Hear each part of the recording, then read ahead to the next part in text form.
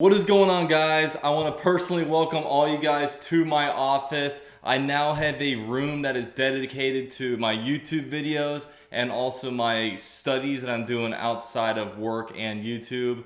There's a lot still going on. I still got to soundproof the place a little bit, but in here I will go ahead and give you guys a free agency recap video, talk about what happened, what the Jaguars did, what they didn't do, and we'll dive into it all from here. Let's get it.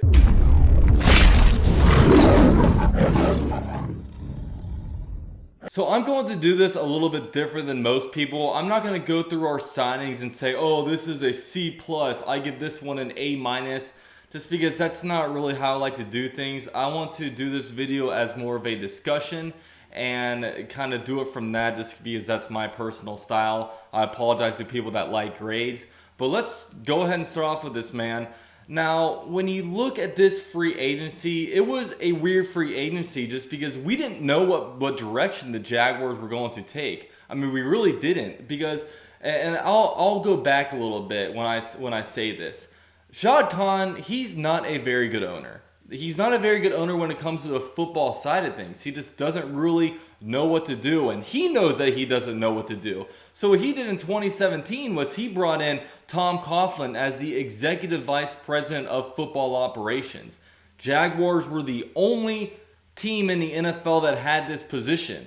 And usually the executive vice president of football operations is the owner. But Shad Khan realizes that he's not good at that, so he brought in Tom Coughlin. And it looked to be all, well and dandy at first. But obviously, we all know what happened with Tom Coughlin. We had multiple grievances filed against us. Star players were just wanting to leave. And it just looked like the culture that he brought in was not the direction that we needed the culture to go in. And above all that, our salary cap kind of went to hell under him. And it just turns out that Tom Coughlin, at the end of the day, he's a great coach, but he's horrible at personnel. He's proved that twice with the Jaguars. So with this, the Jaguars obviously fired Tom Coughlin last year after the NFLPA put out that statement.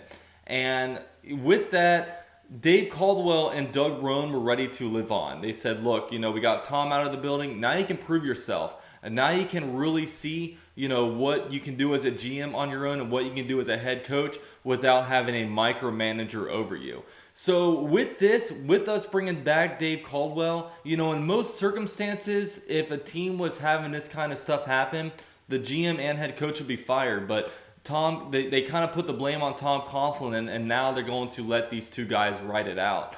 So with this, we didn't know what they were going to do. Are they going to try to pony up and try to spend some money in free agency, go into almost a win now mode? Or should they go into what should be a kind of a rebuild where they don't really spend money, where they cut ties with some players, and then they go in and go into a little bit of a rebuild mode? And the Jaguars, it was very clear before free agency started that they were going to go into kind of a rebuild mode. And, with some of the moves that happened, A.J. Boye was traded to the Broncos for a 4th-round pick. With that one, I was just kind of like, okay, it's whatever. A.J. Boye's gone. He had a great year in 2017, but he was probably slightly above average, and he was a big cap hit. So I was fine with letting him go. Calais Campbell, I was pretty upset about just because we only got a 5th-round pick for him. But at the end of the day, I feel good for Calais Campbell. I like how he's being able to go to a contender because he did everything he needed to do with the Jaguars. And, now he's going on to a new team where he can hopefully win himself a Super Bowl. And finally, Nick Foles got traded for a 4th-round pick. I had been saying in so many videos that we're going to have to give away a draft pick with Nick Foles, similar to how Brock Osweiler, how in 2017 the Texans wanted nothing to do with Brock Osweiler. He had a horrible contract, so the Texans gave him to the Browns and gave them a 2nd-round pick with him in order for them to take that contract. But now the Jaguars were actually able to finesse a 4th-round pick out of Nick Foles. Jaguars take some hit for Nick Foles in 2020, but in 2021, he's completely out the books. So really, you look at this and say, the Jaguars can make some moves in 2021, which I will get into later. But, some of the moves that the Jaguars made, they cut Marcel Darius. It saved us $20 million of cap space. It was something that needed to happen. He's still a free agent, so maybe the Jaguars bring him back in on a cheaper deal. But we'll kind of see with that. And really the Jaguars made one big free agency splash, and that was signing middle linebacker Joe Schobert to a 5-year, $50 million deal. And that was kind of an interesting deal just because it was really the only big splash that the Jags made. But it was kind of a twofold thing. The Jaguars get a middle linebacker, a former Pro Bowl linebacker to play the middle linebacker spot. But they also get to move Miles Jack to the weak side linebacker spot, which it seems like that would be in a better position for him to succeed. I'm a guy that believes in Miles Jack. I believe in his abilities and athleticism. The front office clearly believes in him after giving him a pretty big contract and before the 2019 season started. And he's a guy that we need to get him in the best spot possible. Weak side linebacker, I think he's going to flourish in it. And we now have kind of a quarterback of the defense with middle linebacker Joe Schobert in there. But other than that, the Jaguars just kind of signed guys. I'll go through kind of the list that they signed. They signed Rodney Gunter, who is from the Cardinals. He's kind of a big defensive end / interior lineman. They signed Al Woods, a defensive tackle from the Seahawks, kind of a nose tackle type. Cassius Marsh, he's a kind of a hybrid linebacker defensive end from the Cardinals. They signed Rasheed Melvin. He's a cornerback for Detroit. He's been on a bunch of different teams. And they signed Tyler Eifert, the tight end from the Cincinnati Bengals. And then they also re-signed Lorente McCray. So the Jaguars just kind of signed a bunch of guys. And they signed these guys so the Jaguars can really go into the draft and really draft best available player. It's honestly the best draft tactic you can have because you don't want to be pigeonholed into having to draft certain guys at certain spot and giving up on value to get a guy. The Jaguars, we certainly, going into this draft, there is no position that is going to be off the board. And I will go more into draft coverage later. This is my last free agency video until we get some news about Yannick Ngakoue. But other than that, going forward, I'll talk more about the draft. But really with this, the Jaguars signed a bunch of guys that they would feel comfortable playing in there. But none of these guys are going to be cornerstone players on the team. Maybe some of these guys live up too big. Besides Joe Schobert, none of these guys are costing a lot of money. None of these guys are going to be huge cap hits and huge problems if they don't perform at their contract. They're just a bunch of guys that they brought in. Now, some other things is I would expect us to cut Marquise Lee at some point. I don't know why we haven't. The guy, he was given a pretty big contract in the 2018 offseason, and he's just, I don't even think he's average. The guy's in there, he blocks, he doesn't really do a lot in the receiving game, and I don't know why the Jaguars like him so much, but he's a pretty decent cap hit this year, but I don't know if they're going to cut him or not. At this point, it's looking like they might not, honestly, after a couple weeks of free agency went by.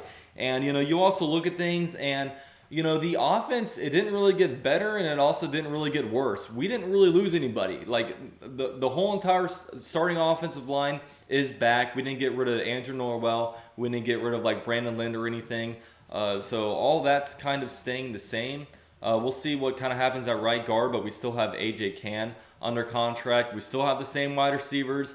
The only thing that happened was obviously Nick Foles got traded, but I think all of us were kind of committed to Gardner Minshew. So really we're going to look at the draft to try to improve at that spot. Maybe get some linemen in there. Maybe get an X factor at wide receiver. And hell, it's Leonard Fournette's final year in his contract. So maybe they look to bring in a running back, going forward if they don't want to pay this guy Todd Gurley or Ezekiel Elliott type of money. So, we'll see what the Jaguars do with this free agency. I give Caldwell some props for this offseason. You know, I was someone that wanted to get rid of Dave Caldwell just because I just wanted a bunch of new faces in here. You know what I mean? You even still look at Yannick Ngakoue, and, you know, maybe if we had a different GM, head coach, all different guys in there, maybe he wouldn't want to leave, but obviously he wants to leave now. You know, I'm not going to defend anything that Yannick Ngakoue is doing just because I don't like the way he's toying with the fan base. You know, the fan base gave him nothing but respect in the time that he was with the Jaguars, and the Jaguars turned on him because Yannick Ngakoue turned on the Jaguars. So I'm one of those guys that say, hey, once you turn your back on my team, I'm going to turn my back against you. So I think he's acting a little bit ridiculous, but we'll see when that domino falls. I've obviously talked a lot about Yannick Ngakoue, but, you know, Dave Caldwell, instead of having to cut players, he traded them away to get draft assets. And really, I don't see this as a rebuild. I almost use the word like retool, just because I look at it, and if I compare this to the 2013 year where Dave Caldwell took over, he stripped the roster to nothing. There were really no good players on the Jaguars. Maybe Maurice Jones-Drew in his later year, you know, Paul Pudzleski, but other than that, there wasn't like X factor type of players. You look at our roster right now, you know, we have Leonard Fournette coming off of a 1,000-yard year. He was very productive. We have DJ Chark coming off of a 1,000-yard receiving season. We have a better quarterback in Gardner Minshew than anybody that we had on the 2013 roster. We have Josh Allen, you know, going into his second year, he had double-digit sacks, and, you know, we have different pieces. Right tackle Jawan Taylor. We got some good young pieces. And, you know, he was able to trade away players, get draft assets. We have 12 draft picks in this upcoming draft. We're not going to use all those draft picks. A lot of it's going to be leveraged to trade up because there's no way we'll be able to bring on 12 guys to our team. So a lot of that is just, you know, because in the past, I mean, we've moved up so many times in the second round to get guys. We moved up to get Miles Jack. We moved up to get Jawan Taylor. Usually those require 4th, 5th, 6th round picks to move up and those kind of things. That's a similar thing that we're going to do in this upcoming draft. So we're able to get some good draft picks, you know, get a lot of draft picks. We have 4 first-round picks in the next 2 years.